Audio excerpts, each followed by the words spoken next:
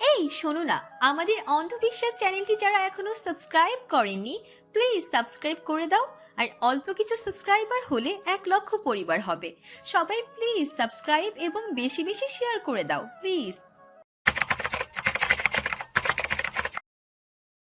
মাইমুন, সময়টা এখন রাত। ঘড়ির কাঁটা 11-র ঘরে। বিছানার সফেদ চাদরে রোদেলা শুয়ে আছে আর তাসিন লাগেজ গোছাচ্ছে। রোদেলার সাথে কোনো কথাই বলছে না। রোদেলা কতবার চেষ্টা করলো কথা বলতে, কিন্তু তাসিন কথা বলছে না। রোদেলা শুয়ে শুয়ে সে তখনকার কথা ভাবলো। রোদেলা যখন সমুদ্রের ঢেউর সাথে হাবুডুবু খেতে খেতে চোখে মুখে ঝাপসা দেখছে, ঠিক তখন এসে দেখতে পেল তাসিন জুতা খুলে শার্ট খুলতে খুলতে দ্রুত এসে সমুদ্রে ঝাঁপ দিল। যেহেতু আর্মি মানুষ, সেহেতু সাঁতার হতে সব কিছুতেই পটু। তবু সমুদ্রের ঢেউর সাথে তার সামলানোর কথা না। সমুদ্রের পাড় থেকে লোকেরা দড়ি বাড়িয়ে দিয়েছিল। তাহসিন সেই দড়ি ধরে রোদেলাকে নিয়ে পাড়ে এলো। ভাগ্য ভালো, ঢেউ রোদেলাকে অতটা দূরে নিতে পারেনি, নয়তো রোদেলা আজ বেঁচে ফিরত কিনা সন্দেহ ছিল। তবু ততক্ষণে সমুদ্রের অনেকটা পানি তার পেটে চলে গেছে। তাহসিন পাড়ে এসে রোদেলাকে শক্ত করে জড়িয়ে ধরলো, হাত পা ঘষে দিতে লাগলো। রোদেলা একটুখানি ধাতস্থ হতেই তাহসিন এত লোক মাঝে রোদেলাকে শক্ত করে জড়িয়ে ধরে রেখে চুপ করে বসে রইল, যেন ছাড়লে রোদেলা পাখির মতো উড়ে যাবে। রোদেলা তাহসিনের বুকে চুপটি করে পড়ে রইল। সে তাহসিনের হৃদযন্ত্রের স্পন্দন বেশ শুনতে পাচ্ছে। তাহসিন যে মারাত্মক ভয় পেয়েছে তা বুঝতে বাকিনি। সমুদ্র পাড়ি থেকে তাহসিন রোদেলাকে কোলে করে নিয়ে রিসর্টে ফিরেছে। এরপর রুমে এসে লাগেজ থেকে শুকনো জামা কাপড় রোদেলার হাতে ধরিয়ে দিয়ে নিঃশব্দে বোঝালো রোদেলা যেন ফ্রেশ হয়ে নেয়। রোদেলা ফ্রেশ হয়ে রুমে এসে তাহসিনের দিকে চোখ পড়তেই মুখটা ধক করে উঠল। তাহসিনের চোখ পুরো লাল হয়ে আছে। রোদেলা চুপচাপ বিছানায় এসে বসলো। তাহসিন উঠে যেয়ে ভেজা পোশাক বদলে নিল। অতঃপর রোদেলাকে নিয়ে ডাক্তারের শরণাপন্ন হলো। রোদেলার যাতে জ্বর না আসে তাই মেডিসিনের জন্যই গেল। এর মধ্যে একটা বারের জন্য সে রোদেলাকে জিজ্ঞেস করল না কিভাবে সে সমুদ্রের ঢেউর সাথে ভেসে গিয়েছিল। একটা বারও জানতে চাইল না সমুদ্রের এতটা কাছাকাছি কেন গিয়েছিল। যখন ডাক্তারের কাছে নিয়ে গেল, তখনই ডাক্তার রোদেলার কাছে জানতে চাইল সমুদ্রের এতটা কাছে কেন গিয়েছে। তখন রোদেলা সবটা খুলে বলল। পাশে থাকা তাহসিন সবটা শুনতে পেল, তবে কিচ্ছু বলল না। বাসায় ফিরতে ফিরতে রাত ঘনিয়েছিল। রোদেলাকে নিয়ে ডিনার করে এলো বাহির থেকে। তারপর মেডিসিন খাইয়ে রেস্ট নিতে দিল। এতটা সময় একটা বারের জন্য তাহসিন রোদেলার সাথে কোনো প্রকার বাক্য ব্যয় করেনি, এমনকি রোদেলার দিকে তেমন তাকায়ওনি। রোদেলা দুবার সরি বলেছিল, তাতেও কোনো কাজ হয়নি। এই যে তাহসিন এখন লাগেজ গোছাচ্ছে, রোদেলা দুবার জিজ্ঞাসা করেছে কেন লাগেজ গোছাচ্ছে। তাহসিন কোনো প্রকার রাও করেনি, যেন রোদেলার কথা তার কর্ণগোচর হয়নি, যেন এই রুমে সে ছাড়া আর কেউই নেই। নিজের মতো করে কাজ করে যাচ্ছে। রোদেলা তৃতীয় বারের মতো জিজ্ঞেস করলো, লাগেজ গোছাচ্ছেন কেন? আগামীকাল সকালেই রওনা হচ্ছি। কাট কাট জবাব দিল তাহসিন। রোদেলা চুপ করে গেল। সে ভাবছে তার জন্য এমনটা হলো। এখানে তারা 4 দিনের জন্য বেড়াতে এসেছিল। তার এই ভুলের জন্য এখন একদিন আগেই ফিরতে হবে। কত সুন্দর সময় না কাটছিল, অথচ তার একটু ভুলের জন্য কি হয়ে গেল। সেদিন রাতে তাহসিন রোদেলার সাথে আর একটা কথা বলেনি। বিছানার একপাশে রোদেলার দিকে পেট দিয়ে ঘুমিয়েছে। সে রাতে আর হাত বাড়িয়ে দিয়ে বলেনি মুঠোতে পড়ে ঘুমাতে। সারা রাত রোদেলার দিকে পিঠ দিয়ে শুয়েছিল। এমনকি পুরো ট্রেন জার্নির সময়টুকুতেও রোদেলার সাথে একটা কথা বলেনি। বাসায় ফিরতে ফিরতে দুপুর গড়িয়েছিল। ফ্রেশ হয়ে খাবার খেতে খেতে বিকেল শেষ। সন্ধ্যায় একটু রেস্ট নিয়ে তারপর তাহসিন তার মা বাবাকে জানালো আজও সে ক্যান্টনমেন্টে চলে যাবে। যদিও সে 1 সপ্তাহের ছুটিতে এসেছিল, কিন্তু জরুরি কাজ পড়ে যাওয়ায় এখনই যেতেই হবে। রোদেলা যখন এই খবরটা জানতে পারলো, তখন রোদেলা ভেবেছে রোদেলার জন্যই তাহসিন চলে যাচ্ছে। তাই রোদেলা ভাবলো এই ব্যাপারটা নিয়ে তাহসিনের সাথে কথা বলা উচিত। তাহসিন তার এই একটা ভুলের জন্য গতকাল থেকে তার সাথে কথা বলছে না, তাকে এড়িয়ে চলেছে। সেটা রোদেলার সহ্য হচ্ছে না। তাহসিনের সাথে কথা বলা অন্তত প্রয়োজন। তাহসিন তখন রুমে। আর কিছুক্ষণ পরেই রওনা হবে। রোদেলা রুমে গিয়ে দরজা আটকালো। ভেতরে ঢুকে দেখলো তাহসিন রেডি হচ্ছে, ড্রেসিং টেবিলের সামনে চুল আঁচড়াচ্ছে। রোদেলা দরজার সামনে দাঁড়িয়ে বলল, আমার জন্যই কি আপনি চলে যাচ্ছেন? তাহসিন কিচ্ছু বলল না। রোদেলার এবার কাঁদতে ইচ্ছে করলো, সাথে রাগও উঠলো। এই মানুষটা শুধু শুধু কেন তাকে এভাবে কষ্ট দিচ্ছে। রোদেলা রাগ করে বলে উঠল, সমুদ্রের ঢেউয়ের সাথে ভেসে গেলেই ভালো হতো। কেন শুধু শুধু আমাকে বাঁচিয়েছেন? এই কথাটা বলার সঙ্গে সঙ্গে তাহসিন ধমক দিয়ে উঠল, বলল, আর একটা বাজে কথা বলবে, একদম জিভ টেনে ছিঁড়ে ফেলবো, বেয়াদব। তাহসিনের ধমকে রোদেলা কেঁপে উঠল। ধমক দিয়েই ক্ষান্ত হলো না। সে এগিয়ে এসে রোদেলার কাঁধ ধরে ঝাঁকিয়ে বলল, কে বলেছিল পাকামি করে সমুদ্রের কাছে যেতে?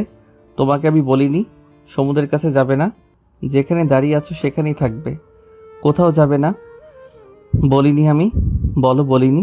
থেমে 5টা মিনিট, মাত্র 5টা মিনিটের জন্য একটু দূরে গিয়েছিলাম, আর এই সময়টুকুর মধ্যে কত বড় অঘটন ঘটিয়ে ফেলেছ। তুমি ভাবতে পারছো ঢেউয়ের সাথে অনেকটা দূরে চলে গেলে কি হতো? ভাবতে পারছো তুমি? তোমার কি উচিত ছিল না আমার জন্য অপেক্ষা করা? আমাকে বললে কি আমি তোমাকে নিয়ে যেতাম না? হ্যাঁ। রোদেলা মাথা নিচু করে ফেলল। চোখের কোণ বেয়ে অশ্রু গড়িয়ে পড়ল। তাহসিন ফের ধমকে উঠল। আমার সামনে একদম কান্না করবে না বলে দিলাম। তাহসিন রোদেলাকে ছেড়ে বিছানায় যেয়ে বসল। তারপর মাথা চেপে ধরে জোরে বার কয়েক শ্বাস টানলো। নিজেকে শান্ত করতে চাইছে, কিছুটা ধাতস্থ হয়ে বলল, গতকাল আমার সিনিয়র অফিসার ফোন করেছিলেন, তার সাথেই তো কথা বলতে গিয়েছিলাম। সপ্তাহখানেকের ছুটি নিয়ে আসলেও হঠাৎ জরুরি কাজ পড়ে যাওয়ায় আজই রওনা হতে হবে। এই জন্যই এখনই রওনা দিব। আগামীকাল ভোর থেকে কাজে জয়েন হতে হবে। রোদেলা দাঁড়িয়ে এখনো নিঃশব্দে কান্না করছে। তাহসিন উঠে রোদেলার সামনে গিয়ে দাঁড়ালো। তারপর হাত বাড়িয়ে রোদেলার মাথা আলতো করে নিজের বুকে চেপে ধরলো। বলল, সরি, মাথা গরম হয়ে গিয়েছিল, তাই রাগ সামলাতে পারিনি। রোদেলা কান্না ভেজা কণ্ঠে বলল, আমি বুঝতে পারিনি এমন কিছু হতে পারে। হয়েছে, যা হয়েছে ভুলে যাও। আর সামনে থেকে কিছু করার আগে ভালো করে ভেবে তারপর ওই কাজ করবে, মনে থাকবে। হুম। আমার এখন রওনা হতে হবে, নিজের খেয়াল রেখো। আর ভর্তি কবে, কোন কলেজে ভর্তি হতে চাও সবটা জানিও। তাহসিন রোদেলাকে ছেড়ে দিল। রোদেলা কান্না চোখে তাহসিনের চোখের দিকে তাকিয়ে শাড়ির আঁচল আঙ্গুলে পেঁচাতে পেঁচাতে বলল, আপনাকে খুব মিস করব আমি।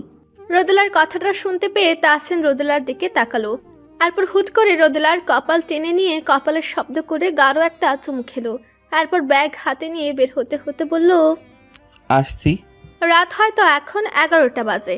তাহসিন এখনই রওনা হলো। রোদেলা রুম থেকে বের হলো না। তাহসিন রুম থেকে যাওয়ার পর কান্না করলো। জানালার পাশে দাঁড়িয়ে রইল ভেজা চোখে। দেখতে পেল তার স্বামী নামক মানুষটা বাড়ির গেট দিয়ে বেরিয়ে যাচ্ছে। মা আর বাবা তাকে গেট অব্দি এগিয়ে দিচ্ছে। তাহসিন চোখের আড়াল হতেই রোদেলা বিছানায় এসে অঝরে কাঁদতে লাগলো। সে জানে এই মানুষটা যতক্ষণ থাকে ততক্ষণ সে খুবই খুশি থাকে, ভালো থাকে। এমন নয় যে মানুষটার মা বাবা তাকে ভালো রাখে না, ওনারা যথেষ্ট ভালো। ওনারা রোদেলাকে মেয়ের মতো ভালোবাসেন। কিন্তু তবু কেন জানি এই মানুষটার সান্নিধ্য থাকলে রোদেলা অকারণে খুশি থাকে।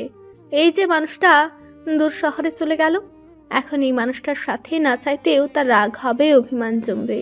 অভিমানের সাথে দূরত্ব বেড়ে চলবে। রোদেলার রাত কাটবে চোখের অশ্রু দিয়ে বালিশ ভিজে। তাহসিন চলে যাওয়ার 4টে দিন কেটে গেল। যেদিন চলে গিয়েছে সেদিন রাতে বাসে থাকা অবস্থায় রোদেলাকে ফোন করেছিল।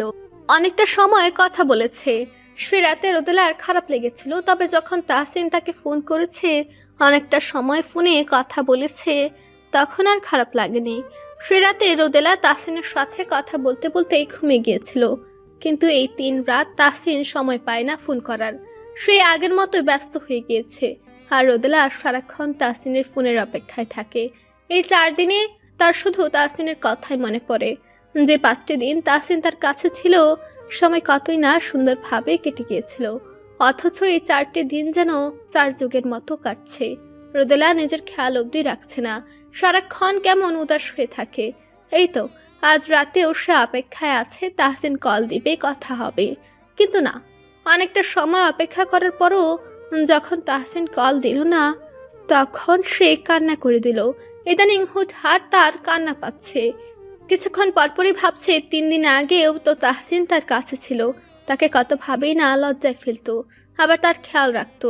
সমুদ্র সৈকতে যেয়ে কত সুন্দর সময় না কেটেছিল, সেসব মনে করে সে দুঃখ পায়, তাহসিনকে বেশ মিস করে। তখন মনে হয় তাহসিনের কাছে ছুটতে চলে যেতে, কিন্তু তা কি আর সম্ভব? তাহসিন কাছে থাকলে কেমন যেন কেয়ারিং হাজব্যান্ড হয়ে যায়। তখন যেন মানুষটা রোদেলাকে ছাড়া কিচ্ছুই বোঝে না, অথচ দূরে গেলেই ভুলে যায়। রোদেলার কথা কি তার একটু মনে পড়ে না? তাহসিনের প্রতি রোদেলার বেশ অভিমান জমে। দূরে গেলে মানুষটা বদলে যায় কেন? আবার ভাবে তাহসিন তো একজন দায়িত্ববান মেজর, তার কত দায়িত্ব, সেসব তো আগে পালন করতে হবে। দেশই তো আসল, দেশের কাছে পরিবার কিছু নাকি। এসব বলেও নিজেকে বোঝায়। নিজের মন মাঝে মাঝে বুঝে, আবার মাঝে মাঝে অবুঝ হয়ে যায়। সবসময় কি মনকে মর্জি মতো চালানো যায়? রোদেলা সেসব ভেবে দীর্ঘশ্বাস ফেলল, উঠে যেয়ে ডায়েরি হাতে নিয়ে বসলো।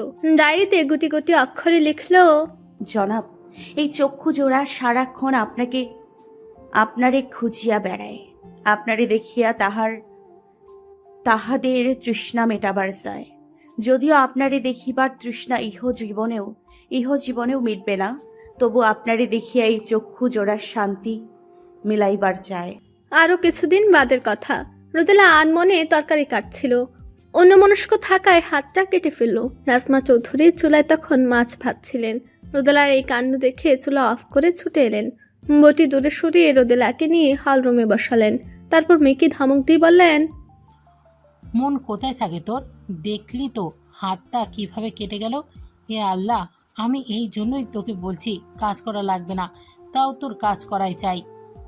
রোদেলা বলল, না, এতটা ঘাবড়িও না, ঠিক হয়ে যাবে। কিচ্ছু ঠিক হবে না, তুই বস, আমি আসি। নাজমা বেগম ঘর থেকে যে হেক্সিসল আর সাথে তুলা নিয়ে আসলেন। এসে রোদেলার হাতে খুব যত্ন করে লাগিয়ে দিলেন। রোদেলা দেখলেও হাত কেটেছে, তার অথচ মা কষ্ট পাচ্ছে। এটাই বুঝি মা? রোদেলার যে আক্ষেপ ছিল, সে আক্ষেপ তার শাশুড়ি মাকে পেয়ে মিটে গিয়েছে। মেয়ের মতো আগলে রাখেন তিনি। রোদেলা ধন্য এমন শ্বশুর শাশুড়ি পেয়ে। ডান হাতটায় কাটা গেল, যার জন্য নাজমা বেগম নিজ হাতে রোদেলাকে খাইয়ে দিলেন। সন্ধ্যার এক ফাঁকে ছেলে যখন কল দিল, তখন ছেলেকে এক গাদা বকা শোনালেন। মেয়েটার কষ্ট তো দেখছেন তিনি। ছেলেটা কি পারে না মেয়েটাকে একটু সময় দিতে? কিন্তু তাহসিন কি করে তার মাকে বোঝাবে? তাহসিন কতটা ব্যস্ত থাকে, খাওয়ার সময়টুকু অবধি পায় না। যখন তার একটু সময় হয় তখন রোদেলার ঘুমানোর সময়। অত রাতে ফোনে কথা বলা যায় নাকি? তারপরেও তো 2 দিন যাই কল দিয়েছিল, হাতে গুনে মিনিট 2 কথা বলতো। আজ এটা অল্প সময় রোদেলা মানতে চায় না। রোদেলার যে কত কথা জমে থাকতো, সেসব কি 2 মিনিটে শেষ করা সম্ভব? তাই তো গত কয়টা দিন তাহসিনের সাথে অভিমান করে তাহসিনের ফোনই ধরে না। আর তাহসিনের কাজের চাপ থাকায় রোদেলার অভিমান ভাঙাতে পারে না। তার কিচ্ছুই করার নেই, রোদেলার বুঝতে হবে। সে যদি এসব না বোঝে তাহলে তাহসিনের আর কি করার আছে? এখানে তাহসিনের দোষ কোথায়? নাজমা বেগম কারোরই দুষ্গুণ হিসেব করতে চান না। শুধু তিনি বেশ বুঝতে পারছেন এভাবে ওরা দুইজনের থেকে দূরে সরে যাচ্ছে। এইভাবে কি আদৌ সংসার হয়? বিয়ের 4 দিনের মাথায় ছেলে কর্মস্থলে গিয়েছে। এরপর 3 মাস পর যা এসেছিল, 5 দিনের মাথায় আবার চলে গিয়েছে। এরপর থেকে ওদের ঠিক করে কথাও হয় না। এদিকে রোদেলাও সারাক্ষণ মুখ বেজার করে থাকে, ঠোঁটে টেনে টুনে হাসি আনে। মেয়েটা যে ভালো নেই সেটা নাজমা বেগম বেশ ভালোই বুঝতে পারেন। আর কত এভাবে চলবে? দেখতে দেখতে তো মাস পেরিয়ে গেল। ছেলে যে দীর্ঘ সময়ের আগে বাড়ি ফিরতে পারবে না, তার সম্পর্কে তিনি অবগত আছেন। তাই বলে মেয়েটাকে তো দুঃখে রাখতে পারেন না। মান অভিমানের পাল্লা ছেলে আর ছেলে বউয়ের মাঝে বেড়েই চলেছে। এটা আর কমার নয়, ওনারই কিছু একটা করতে হবে। তিনি একটা সিদ্ধান্ত নিলেন। তাজউদ্দিন সাহেব বাসায় ফিরতে বললেন, শোনো, আমার মনে হয় বৌমাকে তাহসিনের কাছে পাঠিয়ে দেওয়া উচিত। বৌমার ওর কাছে থাকাই উচিত, নইলে দিন দিন ওদের মাঝে যে দূরত্ব তৈরি হচ্ছে, এই দূরত্ব যেন আর মেটার নয়। তাজউদ্দিন সাহেব বললেন, কিন্তু তোমার ছেলে কি তা মেনে নেবে? তাকে তো আগে জানতে হবে। না, জানানো যাবে না, জানালে নাকচ করবে। তুমি না জানিয়ে বৌমাকে নিয়ে দিয়ে আসবে, তারপর আমিও দেখব বৌমাকে তার কাছে না রেখে কোথায় যাই। এত বড় একটা কোয়ার্টারে সে তো একাই থাকে, বৌমা গেলে নিশ্চয়ই থাকার কষ্ট হবে না, তাই না? বরং ওদের মাঝে দূরত্ব কমবে। মেয়েটা সারাক্ষণ মনমরা হয়ে থাকে, ওকে এমন দেখতে যে আমার ভালো লাগে না। মেয়েটার বয়স কম, এই সময়টা তো স্বামীর কাছাকাছি ঘোরাঘুরি করার সময়। অথচ দেখো, বিয়ের 4 দিনের মাথাতেই স্বামী দূরে চলে গিয়েছে। এরপর কয়েক মাস পরেই এসেছে। ফের 5 দিনের মাথায় চলে গিয়েছে। এইদিকে ওদের ঠিকমতো কথা হয় না। এইভাবে আর কয়েকদিন বলো। নিহাত মেয়েটা ভালো বলে কিচ্ছুটি বলছে না। অন্য কোনো মেয়ে হলে তোমার ছেলের এই কাণ্ড সহ্য করতো না। আমি বাপু কিচ্ছু জানি না। তুমি আগামীকালই মেয়েটাকে তাহসিনের কাছে রেখে আসবে। তা অবশ্যই ঠিক বলছো। ঠিক আছে, তবে তুমি বৌমাকে আজই জানিয়ে দাও। গোছ গাছেরও তো ব্যাপার আছে, তাই না? আমি এক্ষুনি যাচ্ছি। নাজমা বেগম রোদেলাকে যে জানায় সবটা। রোদেলাকে ব্যাগ গুছিয়ে রাখতে বলেন। ওর শ্বশুরের সাথে সকালে রওনা হবে। রোদেলা নাকচ করে, সে এখানেই থাকবে, তার শ্বশুর শাশুড়ির সাথেই থাকবে, ওনাদের ছেড়ে দূরে যাবে না। কান্নাকাটি শুরু করে দেয়। নাজমা বেগম আর তাজউদ্দিন মাহমুদ অনেক বুঝিয়ে রোদেলাকে রাজি করায়। রোদেলার বাবাকেও জানিয়ে রাখে আগামীকালই রোদেলা চট্টগ্রামে চলে যাবে। রোদেলার বাবা জানান আগামীকাল সকালের দিকে এসে মেয়ের সাথে একবার দেখা করে যাবেন। রোদেলা তার ব্যাগপত্র গুছিয়ে নেয়, সাথে নেয় উপন্যাসের বইগুলো আর প্রয়োজনীয় কাগজপত্র। কারণ যেহেতু চট্টগ্রামে শিফট হচ্ছে, সেহেতু সেখানেই কলেজে ভর্তি হতে হবে। তখন অনেক রাত। খাওয়া দাওয়া শেষে রোদেলা নিজের রুমে এসে ডায়েরিটা নিয়ে বসেছে সবে। এতদিনে টুকটাক অনেক লেখাই লিখেছে, আজও লিখতে বসলো। ডায়েরির সাদা পাতায় কলমের আঁচল কাটলো, লিখতে থাকলো। মাহমুদ সাহেব, আগামীকাল আপনার সাথে দেখা হচ্ছে। আচ্ছা, আমাকে দেখার পর আপনার কেমন অনুভূতি হবে? আমাকে দেখে আপনি কি চমকে যাবেন না? আপনার ভালো লাগবে নাকি জেদ উঠবে? আপনি কি খুশি হবেন না? তবে যাই বলুন, আমি কিন্তু অনেক খুশি হব। যদিও প্রথমে ভেবেছিলাম যাব না, কারণ মা আর বাবাকে ছাড়া কি করে থাকবো। পরে আবার আপনাকে দেখার লোভ সামলাতে পারলাম না। আর এখানে আপনাকে ছাড়া থাকতে আমার ভীষণ খারাপ লাগে। রাত হলে বেশ ভয়ও লাগে, তাই রাজি হয়ে গেলাম। আর মা বাবা যেহেতু এতটা জোর করলেন, তাই ওনাদের কথার উপর আর কিছু বলতে পারলাম না। সকাল হওয়ার অপেক্ষা। তারপরেই প্রায় 1 মাস পর আপনার সাথে দেখা হতে চলেছে। আমি তো খুব খুশি। আর আপনি? রোদেলা লেখা শেষ করে ডায়েরিটাও ব্যাগে পুরে রাখলো। ব্যাস, ব্যাগ গোছানো শেষ। এবার শুধু যাওয়ার পালা। পরের দিন সকাল সকাল রোদেলার বাবা আর তার ছোট বোনটা রোদেলাকে বিদায় জানাতে এলো। যাওয়ার পূর্বে রোদেলা নাজমা বেগমকে জড়িয়ে ধরে কেঁদে ফেললো। এই মানুষটা তাকে মায়ের মতো এতটা দিন স্নেহ দিয়েছেন, ভালোবেসেছেন। এই মানুষটাকে ছাড়া থাকতে তার খুব কষ্ট হবে। একে একে সবার থেকে বিদায় নিয়ে রোদেলা তার শ্বশুরের সাথে চলল তার জনাবের কাছে। এবার দেখার পালা, তার জনাব তাকে দেখে খুশি হয় নাকি দুটো ধমক লাগায়। তাহসিন নাকি চট্টগ্রামের ক্যান্টনমেন্টে, সেখানেরই একদম শেষ প্রান্তের কোয়ার্টারে থাকে সে। অপেক্ষাকৃত নিরিবিলি জায়গা। তার কর্মস্থল থেকেই কোয়ার্টারটা দেওয়া হয়েছে। শুধু তাকেই না, তাদের সেনা প্রধানের সকলের জন্য থাকার ব্যবস্থা করে দেওয়া হয়। মেজর তাহসিন মাহমুদের কোয়ার্টারটা ছিল সেনানিবাসের দোতলা ভবনের উপরের তলায়। দুটো বড় বড় রুম, একটা রুমের সাথে লাগোয়া বারান্দাও আছে। দোতলায় ভবনের দক্ষিণ পূর্ব কোণায় ঘরটায় মেজর তাহসিন মাহমুদের। অনেক জার্নি করে অবশেষে তাজউদ্দিন আর রোদেলা চট্টগ্রামে এসে পৌঁছালো। আস্তে আস্তে দুপুর গড়িয়ে যায়। ওনারা একটা রেস্টুরেন্টে দুপুরের ভোজন সেরে নেন। তারপর রোদেলাকে নিয়ে তাহসিনের কোয়ার্টারের কাছাকাছি এসে তাহসিনকে ফোন দিলেন। এ সময়ে ছেলে ক্যাম্পে আছে সেটা তিনি ভালো করেই জানেন।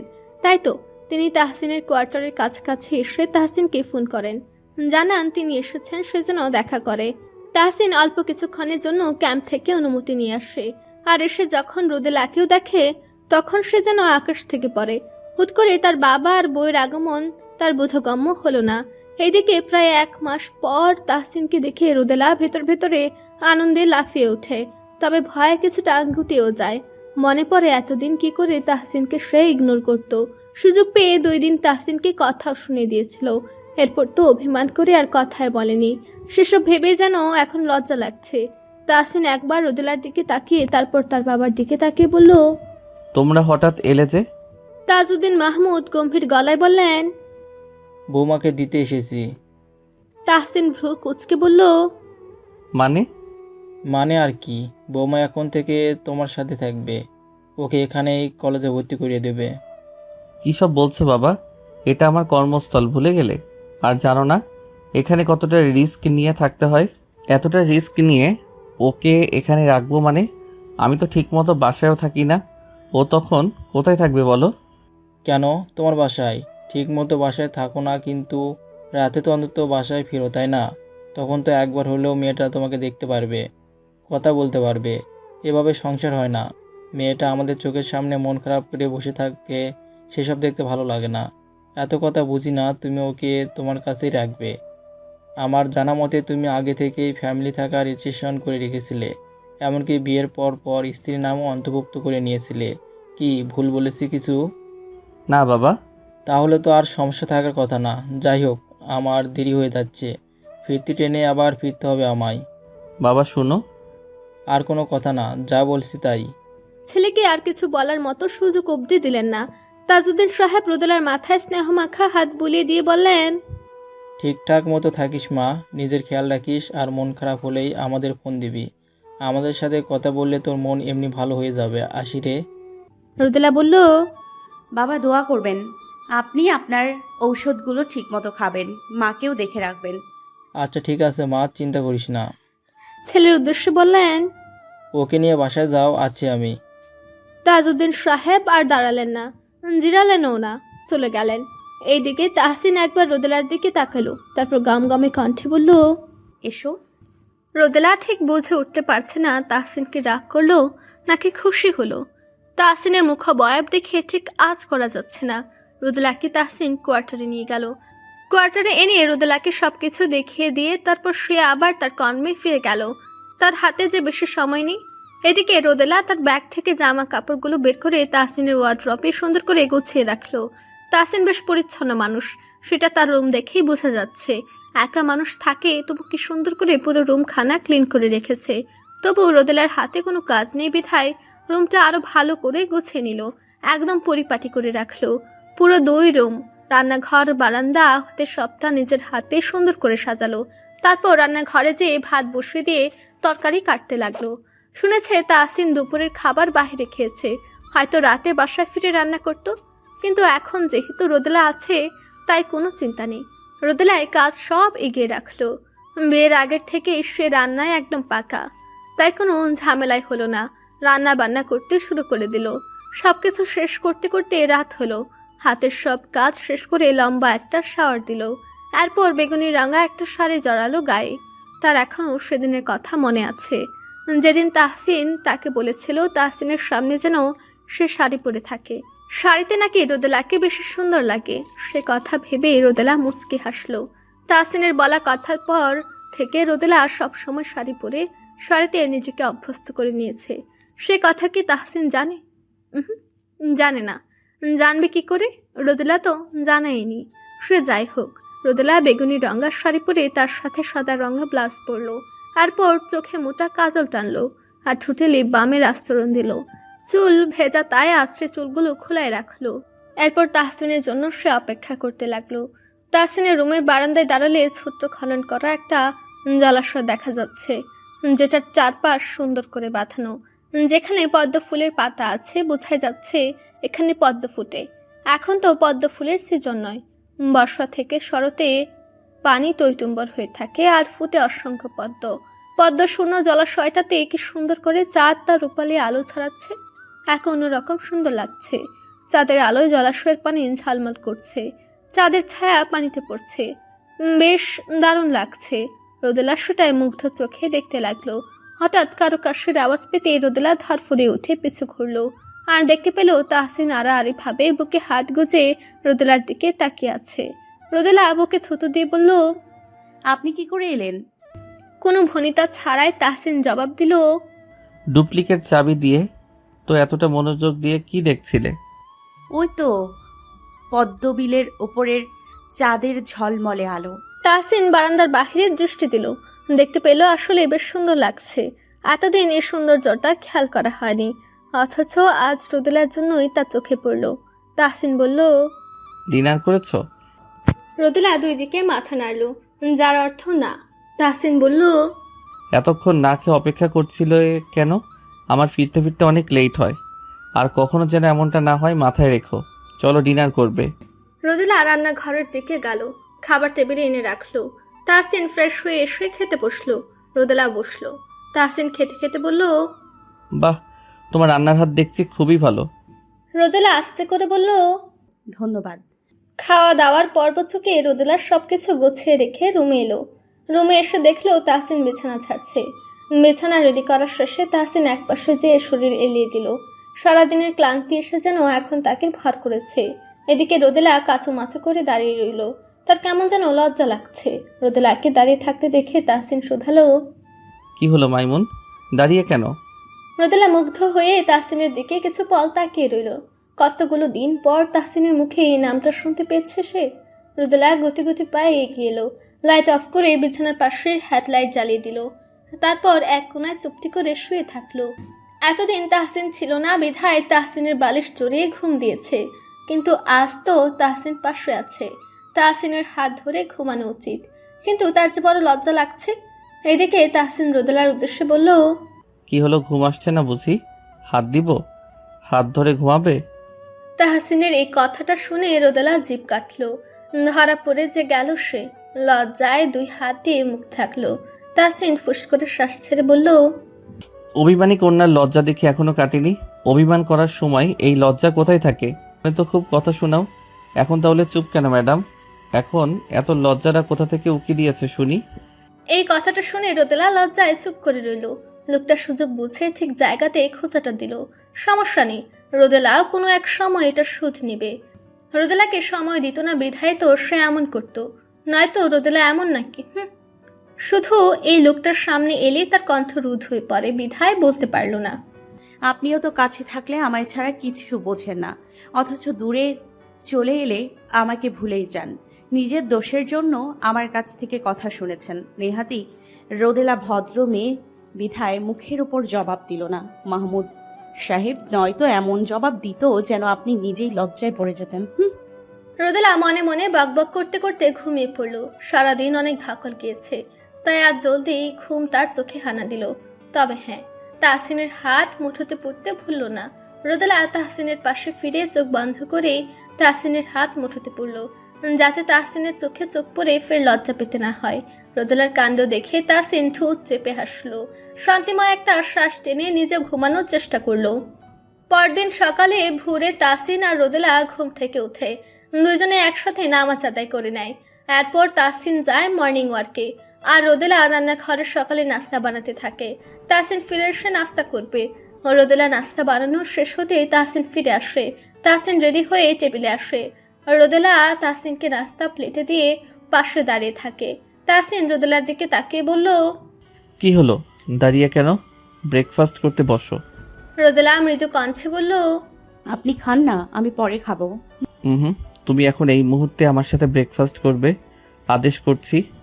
তাহসিনের করা কণ্ঠের সাথে রোদেলা আর পারল না। তাহসিনের সাথে নাস্তা সেরে নিল। এরপর তাহসিন তার কর্মস্থলে বেরিয়ে গেল, আর রোদেলা দুপুরে রান্না বান্না করতে লাগলো। রোদেলা বিকেলের দিকে ঘুমালো। এক ঘুমে তার বিকেল কেটে সন্ধেও কেটে গেল। ঘুম থেকে উঠে দেখলো তখন রাত 9টা বাজে। এতটা সময় সে ঘুমিয়েছে ভাবতে অবাক লাগছে। উঠে হাত মুখ ধুয়ে নিল। এরপর একটু হালকা নাস্তা করে উপন্যাসের বই নিয়ে বসলো। এই তো আর এই কয়েকটা দিনই হাতের সময় আছে। তারপর যখন কলেজে ভর্তি হবে তখন একাডেমিক বইয়ের বাহিরে অল্প স্বল্প এই উপন্যাসের বই পড়তে পারবে। কারণ তাহসিন সাফ সাফ জানিয়ে দিয়েছে একাডেমিক পড়া বা ফাঁকি দিয়ে মোটে উপন্যাসের বই সে পড়তে দিবে না। আগামীকালই তাহসিন রোদেলাকে কলেজে ভর্তি করাতে নিয়ে যাবে। কলেজে ভর্তি হলে একদিকে ভালোই হবে, কারণ ক্লাস পড়াশোনা সব নিয়ে রোদেলা সময় সুন্দরভাবে কেটে যাবে। নয়তো বাসায় একা একা তার সময় কাটতে চায় না। পরের দিন রোদেলাকে নিয়ে কলেজে গেল। চট্টগ্রামের নাম করা কলেজে ভর্তি করে দিল। এরপর তাহসিন রোদেলাকে ক্যান্টনমেন্টের পুরো এরিয়াটা ঘুরিয়ে দেখালো এবং ক্যাম্প নিয়ে কত শত গল্প বলল। আর্মি সম্পর্কে রোদেলা ততটা অভিজ্ঞ ছিল না। তাহসিনের কাছ থেকে অনেক কিছু জানলো। কলেজে রোদেলার প্রথম দিন। ভর্তি দিনে তাহসিন রোদেলাকে কলেজে আসা যাওয়ার পথ চিনিয়ে দিয়েছে। সেনানিবাস থেকে অতটা দূরে নয়, রোদেলা একা একাই যাতায়াত করতে পারবে। তবে সে ভেবেছিল আজ প্রথম দিন তাহসিনের সাথে কলেজে আসবে, কিন্তু সেটা আর হয়ে উঠল না। যখন তখন তো ছুটি নেওয়া সম্ভব না, তাই না? রোদেলার পরনে কলেজে ইউনিফর্ম, গলায় আইডি কার্ড ঝুলানো, চুলে লম্বা একটা বেনি বাঁধা, কাঁধে ব্যাগ নিয়ে কলেজে ছুটল। নিজের শ্রেণী কক্ষে যেয়ে চুপচাপ বসে রইল। কলেজে আজ তার প্রথম দিন। খুবই আনন্দের সাথে ভয় লাগছে। নতুন জায়গা, নতুন পরিবেশ, সকলেই তো অপরিচিত। রোদেলা কি পারবে এই পরিবেশের সাথে মানিয়ে নিতে? আগের স্কুলে তো রোদেলার কত বান্ধবী ছিল, তাদের জন্য স্কুল কামাই দিত না। তবে এখানেও কি তার নতুন বান্ধবী জুটবে? কাঙ্ক্ষিত সময় হতেই ক্লাসে টিচার এলেন। নিজের পরিচয় দিলেন। অতঃপর একে একে সকলের পরিচয় নিলেন। নাম, বর্তমান ঠিকানা, এসএসসির রেজাল্ট, পূর্বের স্কুলের নাম এসবে জিজ্ঞেস করলেন। একে একে সকলের পরিচয় দিল। এভাবে প্রথম দিনের ক্লাস কাটলো। রোদেলার পাশে বসেছিল একটি মেয়ে। রোদেলা যেমন চুপচাপ, সে হচ্ছে রোদেলার উল্টো, বেশ চঞ্চল। রোদেলার সাথে সে এমন ভাবে কথা বলছে যেন তারা পূর্ব থেকেই কত পরিচিত ছিল। মেয়েটিকে রোদেলার মন্দ লাগেনি। মেয়েটির নাম নিহা। ক্লাস শেষে যখন রোদেলা ক্লাস থেকে বের হবে ঠিক তখনই নিহা মেয়েটি দৌড় দিয়ে এসে রোদেলার সামনে দাঁড়ালো। রোদেলা ভয় পেয়ে একটু পিছিয়ে গেল। মেয়েটি খিলখিল করে হেসে বলল, নিয়মিত ভালোবাসার গল্প শুনতে এবং পড়তে আমাদের অন্ধবিশ্বাস চ্যানেলটি সাবস্ক্রাইব করে পাশে থাকা বেল আইকনটি ক্লিক করুন। ধন্যবাদ সবাইকে।